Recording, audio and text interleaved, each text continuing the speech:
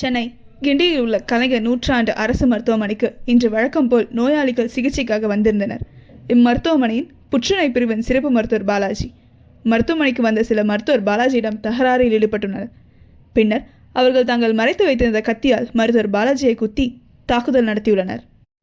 இதனால் இரத்த வெள்ளத்தில் மருத்துவர் பாலாஜி சம்பவ இடத்திலேயே சரிந்து விழுந்துள்ளார். இதனால் மருத்துவமனை வளாகத்தில் பரபரப்பு ஏற்பட்டது. இதையடுத்து மருத்துவமனைக்கு சிகிச்சைக்காக வந்திருந்தவர்கள் மருத்துவர் மீது தாக்குதல் நடத்திய சம்பவத்தில் தொடர்புடைய இருவரை பிடித்தனர். பின்னர் சம்பவம் குறித்து கிண்டி போலீசாருக்கு தகவல் அளிக்கப்பட்டது. இதையடுத்து மருத்துவமனை வளாகத்துக்கு விரைந்து வந்த கிண்டி போலீசார் பிடிபட்ட நபர்களை காவல் நிலையத்துக்கு அழைத்துச் சென்று விசாரணை நடத்தி வருகின்றனர்.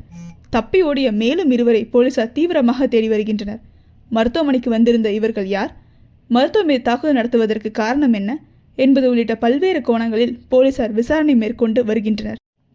மேலும் இந்த கத்திக்குத்து சம்பவத்தில் படுகாயமடைந்த மருத்துவர் பாலாஜிக்கு இதே மருத்துவமனையில் தீவிர சிகிச்சை பிரிவில் அனுமதிக்கப்பட்டு அவருக்கு சிகிச்சை அளிக்கப்பட்டு வருகிறது. மக்கள் அதிகமுள்ள அரசு மருத்துவமனை வளாகத்தில் மருத்துவர் மீது நடத்தப்பட்ட இந்த சம்பவம் அங்கு பரபரப்பை ஏற்படுத்தியுள்ளது. இந்த தாக்குதல் சம்பவத்தை தொடர்ந்து கிண்டி கலைஞர் நூற்றாண்டு அரசு மருத்துவமனையில் 30க்கும் மேற்பட்ட போலீசார் பாதுகாப்பு பணியில் ஈடுபடுத்தப்பட்டுள்ளனர். இதைத் தொடர்ந்து செய்திகளுக்கு பேட்டியளித்த தமிழக மருத்துவம் மற்றும் மக்கள் நல்வாழ்வுத்துறை அமைச்சர் மா சுப்பிரமணியன் காவல்துறையினர் கைது செய்துள்ளனர். காவல்துறை விரைவாக நடவடிக்கை எடுத்து இந்த சம்பவத்தில் தொடர்புடைய மற்றவர்களையும் கைது செய்து சட்ட ரீதியாக நடவடிக்கை எடுப்பார்கள் என்று தெரிவித்தார்.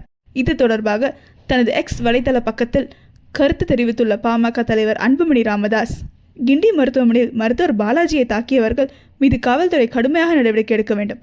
அரசு மருத்துவமனைகளில் பணியாற்றும் மருத்துவர்களுக்கு உரிய பாதுகாப்பு வழங்கப்படுவதை தமிழக அரசும் காவல்துறையும் உறுதி செய்ய வேண்டும் என்று வலியுறுத்தியுள்ளார்.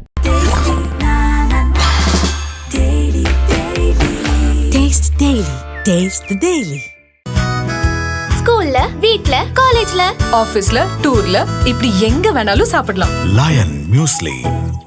நம்ம ஆரோக்கியம் நமக்கு முக்கியம்.